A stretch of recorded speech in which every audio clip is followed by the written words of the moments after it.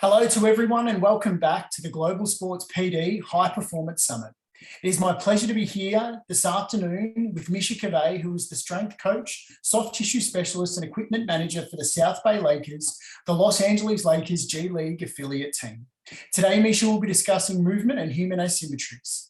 Misha grew up in London and moved to Los Angeles in 2004 to pursue basketball at the highest level.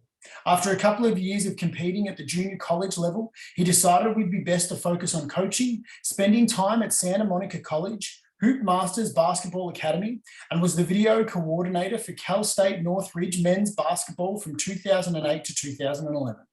While finishing up his degree in kinesiology in 2010, his interest turned to strength and conditioning, which opened a new world and pathway.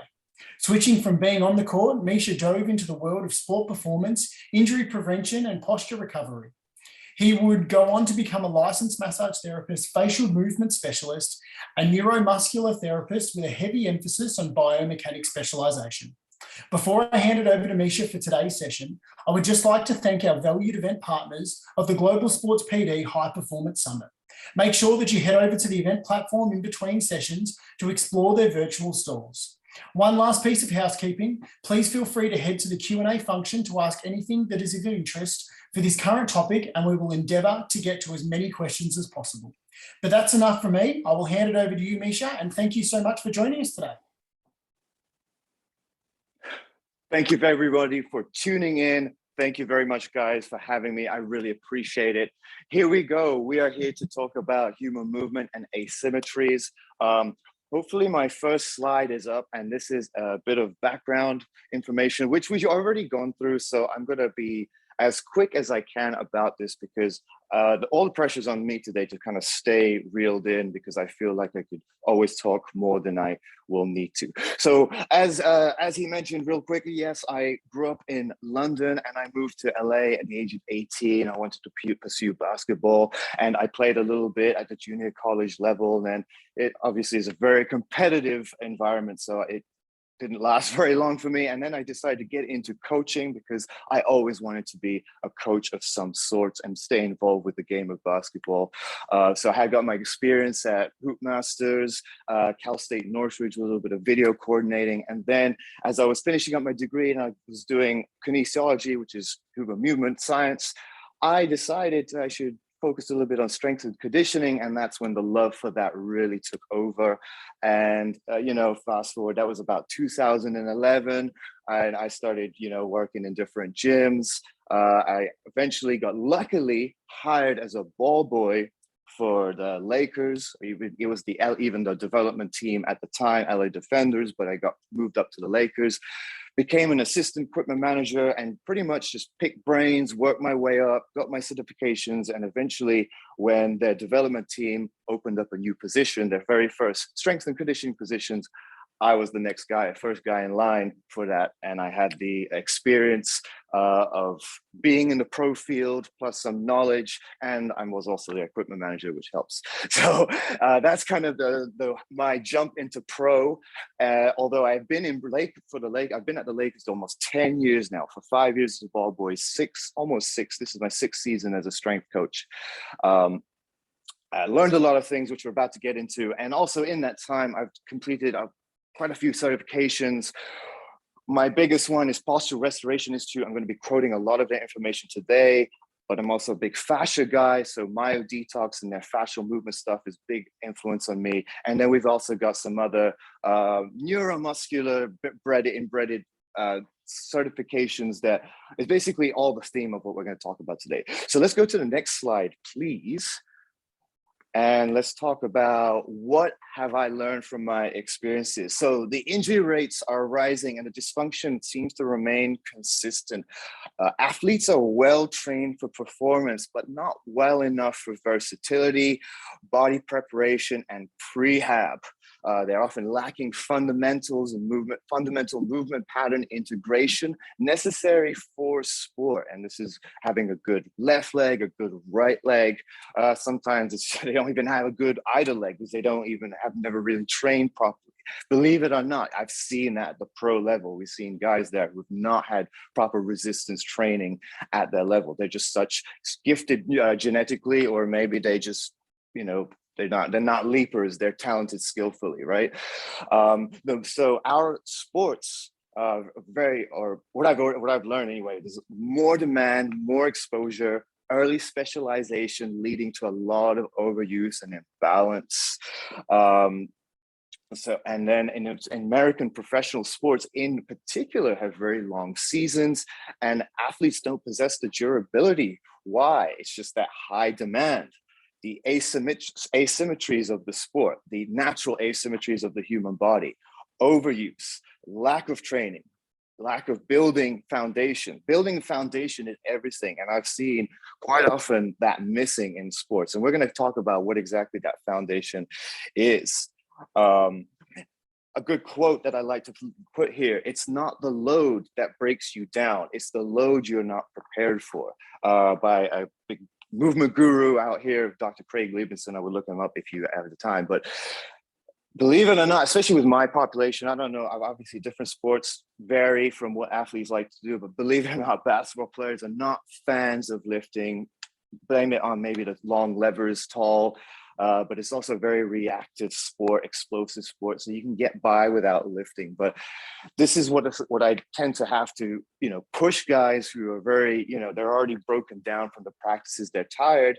And now we have to go lift and push weights. Well, I often give them this quote because very important reminder that, if you're not actively preparing the body, you probably won't last the course of the season. You even have to keep maintaining during the season, really, regardless of professional level, college level, even high school, and really regardless of what sport, in season maintenance is very important. And this is actually both bilaterally but especially unilaterally, which is what we're going to talk a lot about today. Strength is paramount for injury, and we don't hammer down enough on unilateral strength, which kind of sort of leads to athletes lacking three-dimensional awareness. We don't train and explore enough 3D space well enough. And that comes down to how well we prepare. We prepare in unilaterally, triplanar movements. Are we doing stability? Because all of those usually kind of sort of lack into a little bit better awareness of your three-dimensional space. And sometimes humans, believe it or not, we're not as good with three-dimensional space as we'd like to be. We tend to be a little bit sagittally dominant. Making them more aware of three-dimensional space, because lack of having these sort of skills, unilateral strength, stability, and triplanar movement, stability and ability. Lack of having these skills will only make your nervous system tighten up, and especially if you are an athlete who has to manage this three-dimensional world. So that's a big thing. Stretching is not the answer. Yeah, well, with what I see, the athlete's answers to most issues like strains or even tightness is trying to stretch, when in reality, they need loading with resistance training. Their hypertensive lifestyle is what brings about a lot of this chronic tension, especially when you factor in the amount of stress breathing athletes do, which drives neurological tension. All the more reason you want to be strong and durable and have capacity with fluid integration, and the nervous system will be on your side. So, again, a little bit biased as a strength coach, but, more loading sometimes, but with obviously proper integration, and we're going to be more balanced of it. Lack of diversity catches up to you. Well, what I mean by that, athletes in general are very good at their skill, but poor at movement skills. And movement screens are always a classic example of this, because I don't know about your athletes, but especially basketball players, when you put them through any movement screens, they tend to be pretty horrendous until you find these anomalies who are pretty good. And then, and is it a good indication? Yeah, sure. It's a good, shows you how bad they are, but they are always going to be lacking these skills, because usually they're just very good at their skills. They're masters of their skills. And added to which, athletes are good at going but bad at stopping, which is pretty self-explanatory. Yeah, they're very explosive, they run fast, they cut quickly. If it's a reaction thing, they can move in and out, whether it's with a soccer ball, football, hockey, basketball, you name it. But stopping, stability, sometimes that change, anticipated change, this is where we're not as good. So we have good engines. It's like, do we have the Ferrari engine, but do we have the brakes to match it? All of these athletes have Ferrari engines, but very poor brakes. Usually, sometimes I call them, they have engines of a Ferrari, the brakes of a Mini, and that's obviously Crash City. So that's not very good. And then the last thing I would like to say is that there's always just one good leg or no good legs. Never two good legs. It's rarely I see an athlete, and they're usually like the best athlete on the team, that I see somebody with, he's really good on his right leg and he's really good on his left leg. Usually with what I've seen, person's already had some pathology or injury on one leg, or they just really don't trust it. Or sometimes it's really bad and they've had some pathology injury on both legs. And so now there's a nervous system trust issue probably on both legs.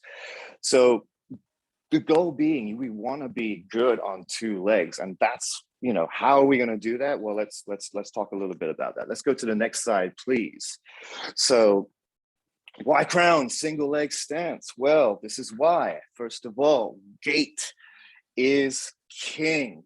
Gait is number one hierarchy. We are bipedal beings built for forward locomotor movement, and the sprint epitomizes this at the highest level, where we would hope that we have total body, explosive, reciprocal, alternating activity. And go figure, sprint is pretty valued in most sports. Argumentably, even in volleyball, you have to sprint to a certain spot. And there's going to be plenty of asymmetries, even in volleyball, as vertical as that sport may be. Contralateral reciprocation is basically how we move. Based on this concept, we can do so many of these amazing things, such as run, jump, strike, whether it's with a bat, a punch, or a kick, a throw, whether it's a ball, or even wrestling, jiu-jitsu, climb, swim, all at our maximum potential. We use this sort of opposition opposition action. And if you just look at the top picture, the all white one, that's what contralateral reciprocation is. This is crisscross. And this is pretty much how our body likes to, or is meant to work. In addition, we have a fascial system, which is basically how our interconnective connective tissue synergizes muscles. We see a lot of interconnected fiber running with the lines, front line, back line, sideline, crisscross slings. If you want to know more about the fascial system, I would go study Tom Myers. He's pretty much the godfather of fascial work, but nowadays there's a lot more people such as Gary Gray, just to sort of name a few, this fascial manipulation as well, all talking about how fascia basically was designed for this. Our fascia is our very own athletic performance suit that wants to reciprocate and alternate and do all these wonderful things. The problem starts when our bias leads us down a path of asymmetry, which we're going to talk about in a little bit. And then the last little point there off to the side in red is very important to know. This is a fact that 80% of walking, 100% of running is spent on one leg. Forward locomotor movement, which is the foundation of human movement and a lot of sports, even if we are moving laterally, forward locomotor movement is single leg stance, oscillating, lateralization. So basically, we want to cover our bases with solid implementation of unilateral movements and principles. Not all day, every day. I'm not saying that there's never a time for bilateral. It's just we want to make sure we implement a lot of these movements and principles to hammer it down and cover our bases.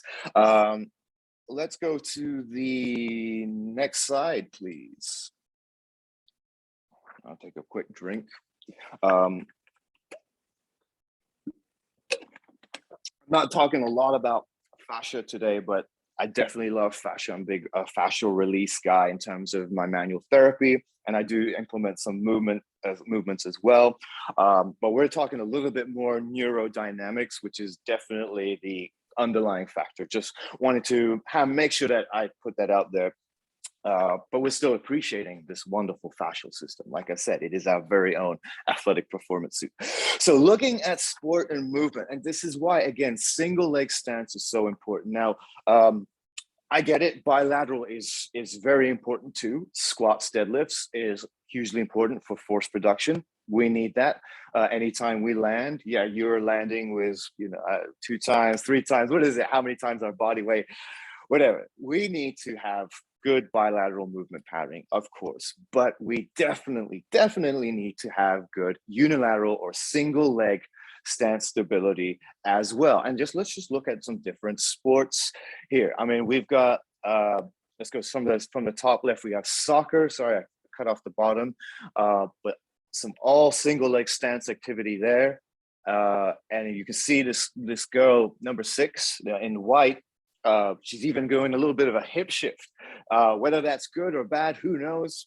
She's probably fine, or maybe she's not. The point is, are we prepared for that movement? We want to make sure that we have good integrity of that hip, good integrity of the foot, as well as both sides, and be able to move through these ranges, especially if you're making power moves and kicking and slinging and moving our arms. And just very interesting, the tricep action moving back, and just all this sling action to help us propel. The volleyball one next across, man, that's just a powerful single leg stance action right there, loaded on that right leg. And even the girls in the back are all sort of shifted to one side. They're lateralized, getting ready for the next movement. Single leg stance. The skating, oh man, that's pretty much a side plank right there. They're all loaded on one leg. Well, exploding off this left leg and deeply loaded on that right leg. So you better, and especially if you're going to go around in one way, you best believe you want to be reciprocating and alternating to some degree in the weight room, because I haven't put a track and field athlete up here, but if you're running around a track the same direction, best believe you're working some asymmetries there, and that's a very linear sport. We'll leave the basketball to the end. Let's go to the UFC at the very bottom. Single leg stance is huge in the UFC. Not sure if you guys are UFC fans out there, but shout out to all you Aussie fighters. Even the leg kicks are becoming a huge thing, and this is where it's hugely advantageous if you are able to switch stances. Some fighters are only comfortable one stance, and therefore if you just chip away at that lead leg, they lose all their power, and then they cannot leverage any movement. So this is Dustin Poirier taking out Conor McGregor's lead stance leg. Now he's not going to lose a lot of the power of his left hand punch, and similarly, he's not even going to be able to stand on his leg. Conor McGregor is very set on the stance. If we want to talk about somebody who can switch stances all day, Israel Adesanya, New Zealand guy, awesome fighter, amazing mover with amazing reciprocation. Let's talk about the next picture right here, the football. Oh man, I like this picture, the American football. He is the guy with the holding the ball. He's got amazing load right here in this left stance, and I think he's going to do a great job of being able to get out of this position. Maybe not, but this is how you would want to coach an athlete to get into your left stance. Maybe the foot's not looking too great right there. Who cares? The point is he's very deep into the left stance, and left side, if anything, usually tends to be our tighter, more exploded side. So then I left the basketball as the last thing because I just love to talk about the single leg stuff in basketball. And the funny thing is, in basketball, we're constantly taught of the 2-foot approach. Defense, 2 feet down at the same time in a square position. Triple threat position, feet together, hips down in a square position. But the game is never really like that. And here's some classic examples. If you look at the top one, we're looking at change of direction move. with Steph Curry on defense, implementing a crossover step. He's not very loaded into his stance. Who knows how well he was able to defend this move, whereas the guy with the ball, Monte Ellis, is very loaded in his stance, and it looks like he's prepared to make a powerful change of direction move. As a defender, ultimately, you want to be more loaded into your single leg change of direction step and be able to come out of that exploded smoothly. Usually down the line somewhere, we see a bit of an injury. And then to the bottom two, let's talk.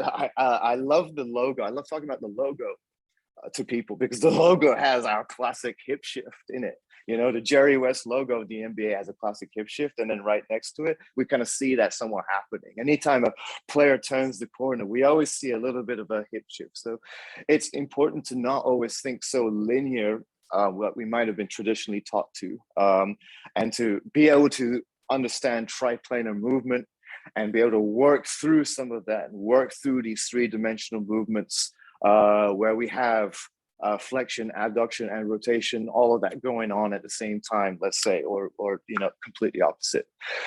So let's go to the next slide, please.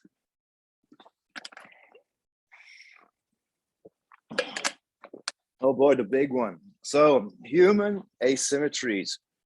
Yeah, the human body by nature is asymmetrical, and this is paramount. This is textbook. This is by law, and everything, to be honest, really starts with this left brain dominance.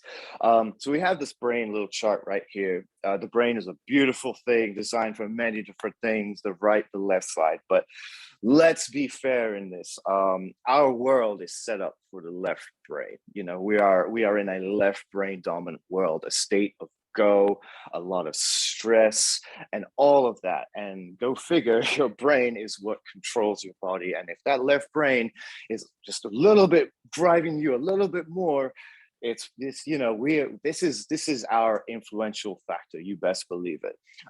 But we have other asymmetrical factors, which I've listed right here. We've got breathing and diaphragm. Yeah, if you look at the next picture, and most anatomy books should display this. If they don't, they're wrong. But the right side diaphragm, the central tendon, is lower almost an entire vertebrae than the left. So the diaphragm is completely asymmetrical by nature.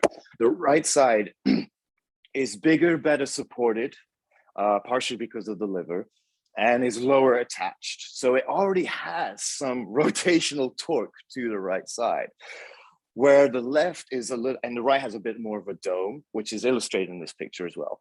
Whereas the left is a little bit more flatter. And we would say, if anything, the left side is a little bit more open. Now, I've mentioned the next 2 points already. So organ balance, the right side, we actually have more organs. We have more going on with that. Liver on the right side, generally have a more heavier weight on the left side. Yes, we have a heart on the left side, but the heart is to pump blood, and we have more lymph nodes on the left side. So we actually, our left side is even set up biologically for more flow, whereas the right side has a little bit more of this gravitational weight and pull, per se. And then going back into stress rest, which is kind of going back into the brain, is that, yeah, we, like I mentioned, we live on the go. Our brain is constantly thinking about, you know, the stresses, and then nowadays, of course, with internet, cell phones, this on demand all the time, social media, which is sometimes really bad for us. You know, we are constantly just, you know, pushing ourselves. And this is a great quote one of my mentors once told me, is that while we may not be as exposed to as much physical stress as our ancestors, we are definitely exposed to a lot more emotional stress because of simply what we're exposed to, unless you're one of the smart people who switches their phone off and turns off social media. So this is just very important that to know that the stress rest balance is way off balance. You know, we don't sleep well enough at night, and we don't get enough sleep. B, when we do rest, I mean, if you're watching TV and stuff, yes, you could call it, you know, you could call it rest, but is it really mindful? Not really. Even when we eat, we're often not being mindful enough. We're not chewing our food well enough. So we're sort of kind of being on the go right there. If you're the type of person to actually go and enjoy hikes and somewhat like that and be mindful, do into meditation, that's all good. And that's why all of that these days is getting pushed, especially with the mental health push these days, post-pandemic. We're all aware of pandemic depression. So, all this is being pushed for a reason, because we need to get out of this on the go world, stressful world, and this constant threat almost. We evolved from threats of certain kind, and nowadays it's just sort of all kinds of crazy threats. Some don't bother us, and nowadays we got new ones, Corona, right? So, stress rest balance is a big time, and you best believe that will be affecting your bodily systems. So whether it's your breathing system to even your cranial system, and if the cranial system, jaw and all that tends to be off balance, you best believe the hips will be off balance. And especially with feet, what I've been studying, the more we are exposed to these man-made sort of surfaces and shoes and all that, the weaker feet have become. Not that we're not going to talk about feet today, but even more examples of how important is this for us to sort of get out and get out of this world. So that's the stress rest, but the path of least resistance is an important thing for us to consider. Just sort of the last two topics here. So, because I got a little bit lost there. The path of least resistance is what our brain was designed to do. So then go figure that we have all these sort of asymmetrical underlying tendencies. We have this, and then our brain's naturally gonna be like, well, what's the easiest way for me to do this task? And then you complete the task, and it gets the job done. And this is why we learn poor form and whatnot. It's somebody who has poor form and struggling with exercise. Yes, they don't have good stability. They probably have poor core integration. They're probably holding their breath. And their brain is picking the path of least resistance to complete the movement. And therefore it looks tacky and whatever, compensatory. So that is an important path of least resistance is an important thing for us to consider as movement coaches. We need to understand this if we want to help our athletes, and especially with program design and cueing, coaching, form, modifications, putting them into positions where they can complete and succeed with a movement.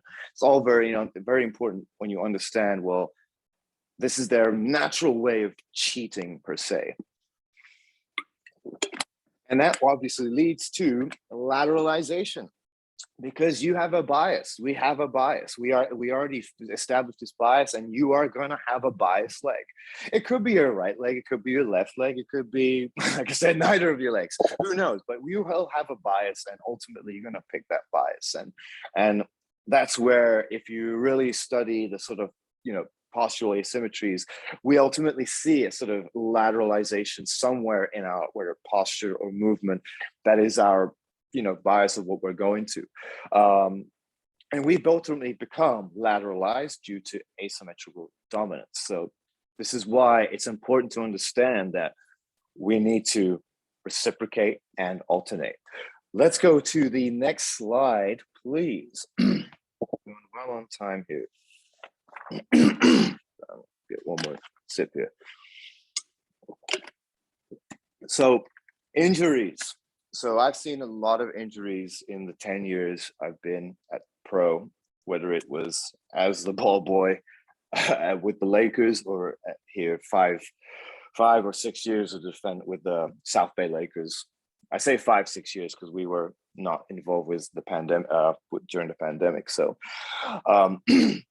seen them all, hamstring strains, groin strains, Achilles ruptures, ACL tears, meniscus tears, all of that, I see a lot of it. But, the one, again, with all these athletes that I work with, where one of the things I always preach is that every exercise is realistically a test. As much as we love these movement screens, every exercise is a test.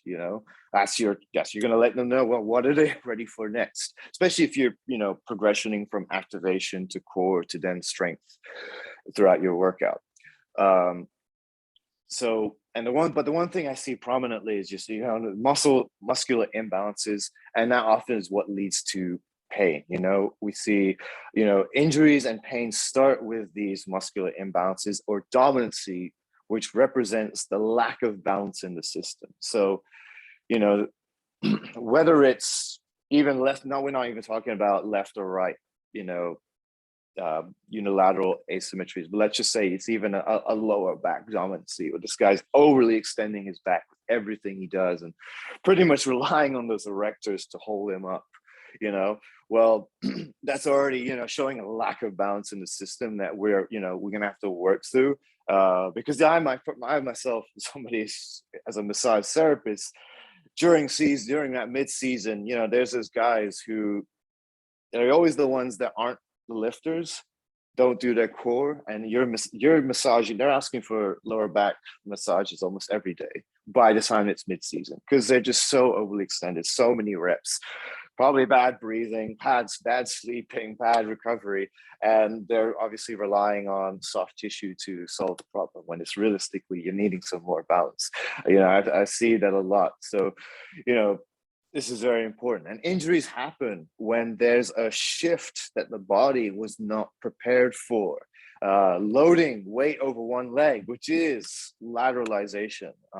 You see that often with a change of direction move. And sometimes it's not even on one leg, it's even a bilateral plant, but it's a slight shift of weight that maybe the hips weren't integrating properly with the knee. And that's when we get that awful knee tear that we don't want. So this is why I mentioned lateralization. It's not a good thing or a bad thing. It's a concept that's going to happen if you watch forward locomotive movement happening. There is a state of lateralization as the weight goes from one leg to the other. And now whether you apply that to sport, even if it's, change of direction, there's lateralization. And we're just trying to control that. Because ultimately, overall, when you look at someone's posture and we're seeing a lot of asymmetrical balance, that is lateralization as well. So I keep coming back to that word. Managing three-dimensional movement is mastery of single leg stance, basically. Not to, again, knock on the bilateral pattern. I do love my deadlifts, and squats are very important as well. I prioritize deadlifts a little bit over squats just because of posterior chain, but I think squats are also hugely important for all the other good things they do.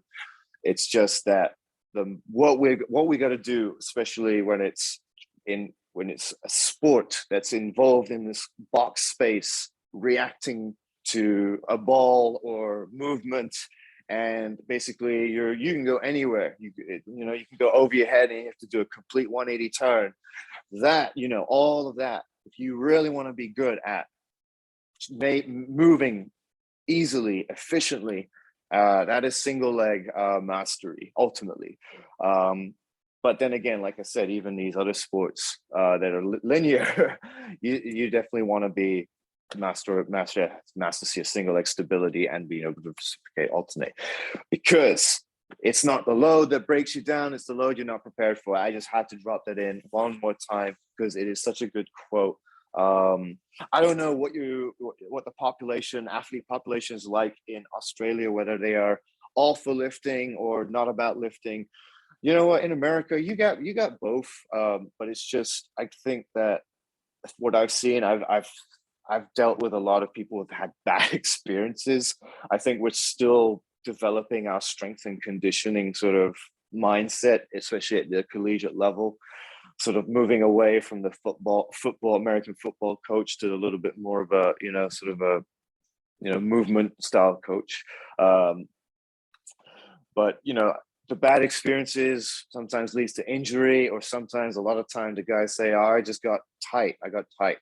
And if you feel like they cannot move well because they're lacking this ability to load onto one leg as well as the other leg and explode off of each leg, then that's a problem. We're not really preparing them for the sport. So that's part of being prepared for it.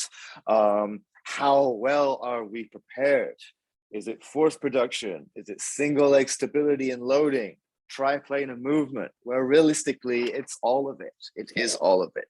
And I really want to try in my program, I really try to make a nice blend of all three things, whether it's, getting our bilateral force production days, lots of single leg of stability loading, and lots of different movements, whether it's, exploring triplanar motions, which I've included a little bit of, diagrams just to sort of give you an idea.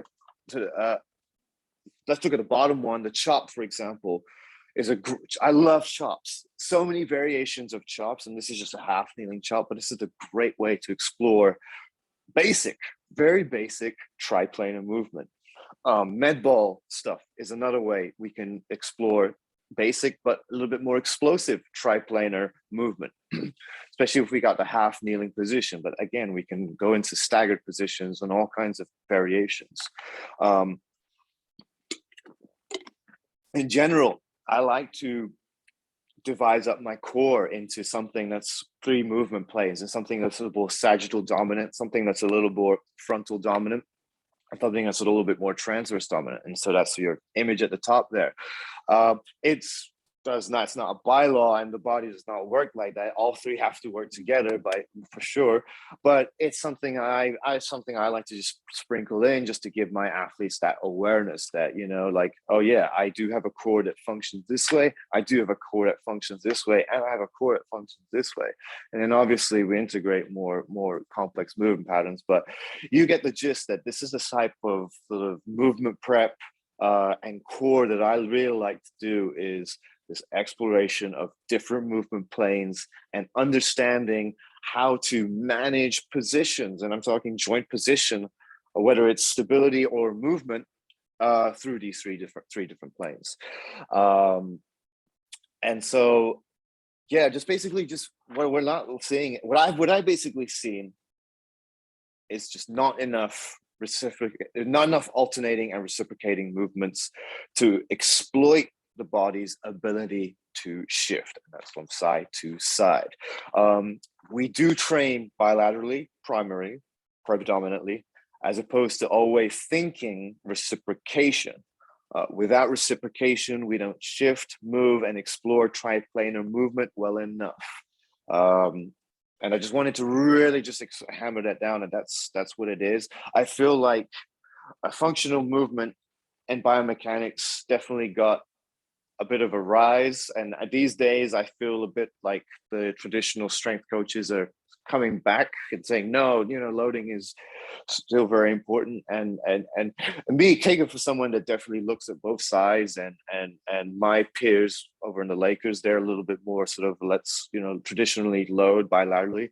So I love to sort of hear both sides of the argument and take it both, and I think it's all very important. It's just, given what we know about the body, given these asymmetries, given these tendencies, I think it's very important that we reciprocate and alternate and implement that into our training program. Because if not, it will often lead to under preparation when executing dynamic movements in sport, and overuse, such as imbalances and strains. And so neglecting these principles and focusing only on bilateral movements may further imbalances. If you only train bilateral, so basically, let me put it this way. Yeah, if you only train bilaterally in the sport world, I think you'll run into some problems. If you only train functionally in the sport world, I think you'll also run into problems. So let's just think it's safe to say that way.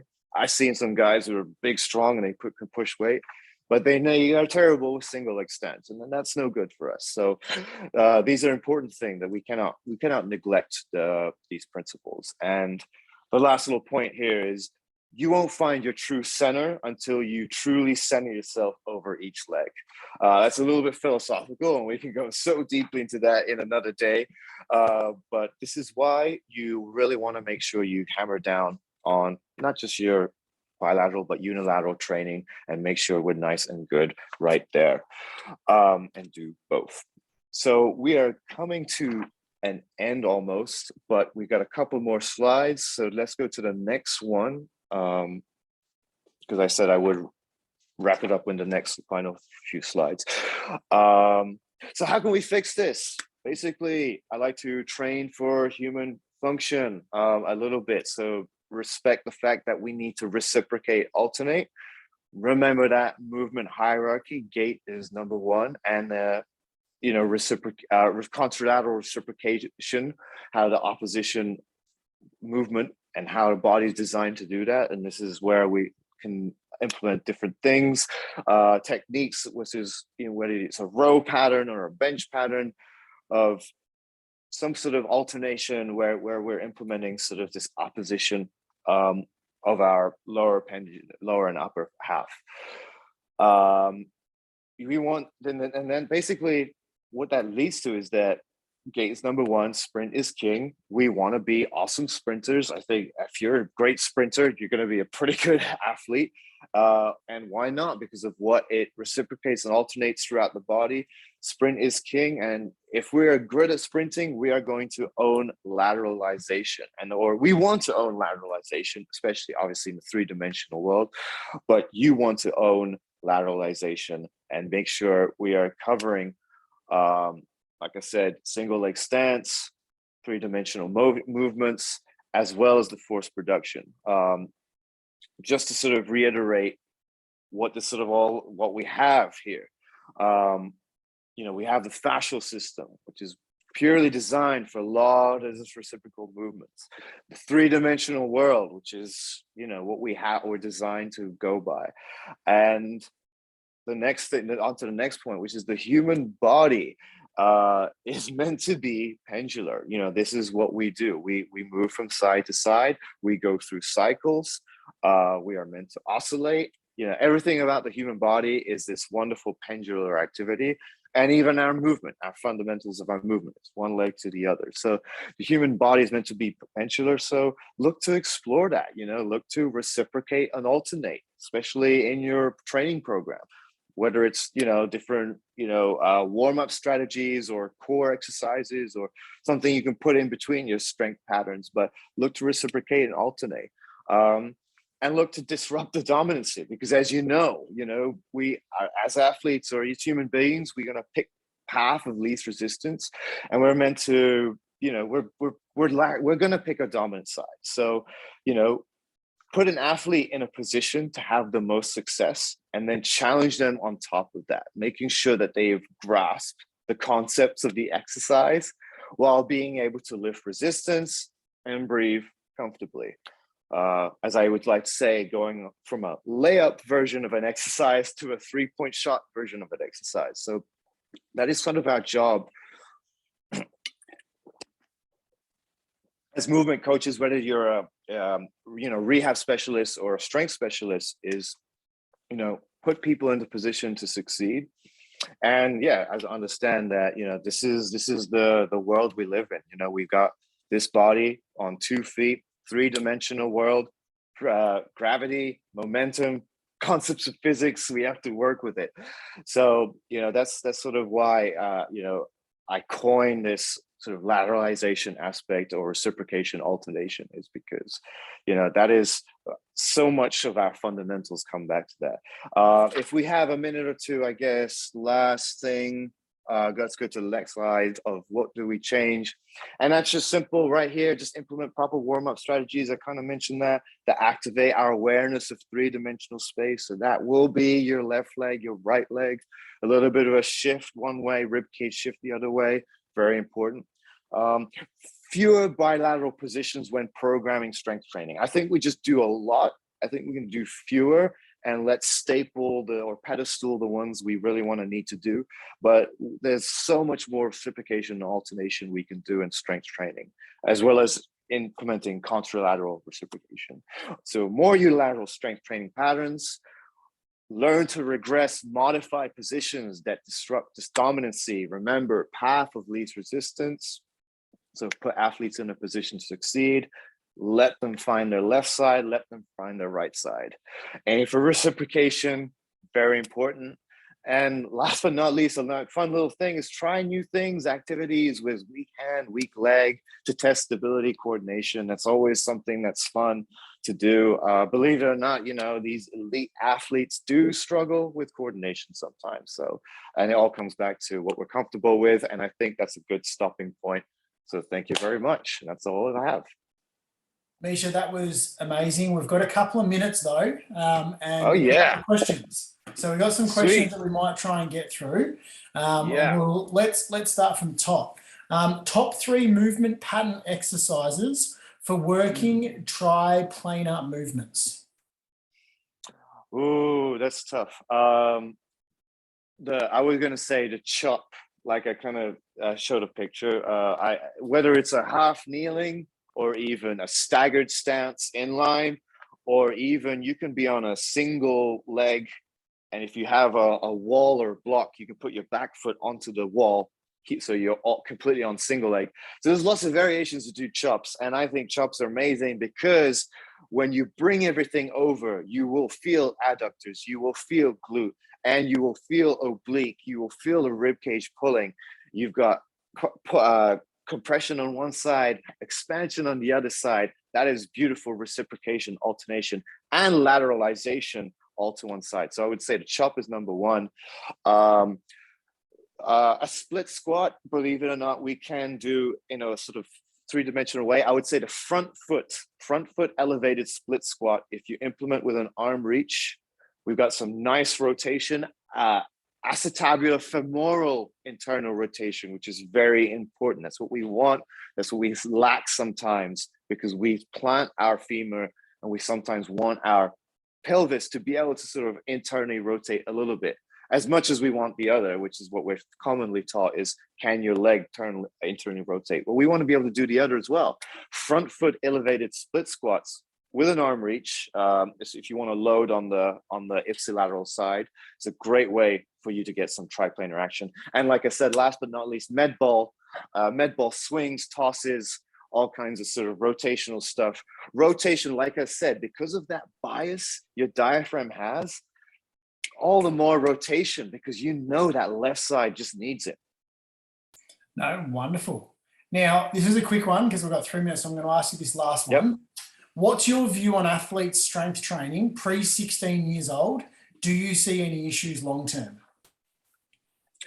No, the research says that, it's beneficial to do some resistance training. They haven't said anything that's going to stud your growth or anything like that. And especially with what I'm trying to preach, I think this is even better. I think the problem is that we do too much bilateral loading. And everybody has these asymmetries. Everybody is born with these asymmetries. Like I said, your brain function, breathing, all of that. So kids will already be having these. So why not already start training them for some unilateral balance and all that? Why not? If you're already loading them, yes, they might grow in size, but they're still going to grow in size if we do some unilateral training. And again, like I said, if you center yourself over one leg and the other, you will find your true center. And that's when we're going to do our best development, right? If we're balanced. So I think 316, go for it and try to implement some of these strategies. Misha, you've been absolutely fantastic, mate. I absolutely love your passion. And today was just a really great insight into how your mind works and a lot of the things you're doing. So, mate, massive thank you for taking the time out. And you can enjoy the rest of your night or what's left of it. Oh, I'm relieved it's done. And we all get it done in 45, which is great. No, mate, you're great. And on behalf of the partners and to everybody that tuned in, massive thank you for tuning in again. And we look forward to seeing you at the next session. Thank you very much, everybody. Thank you.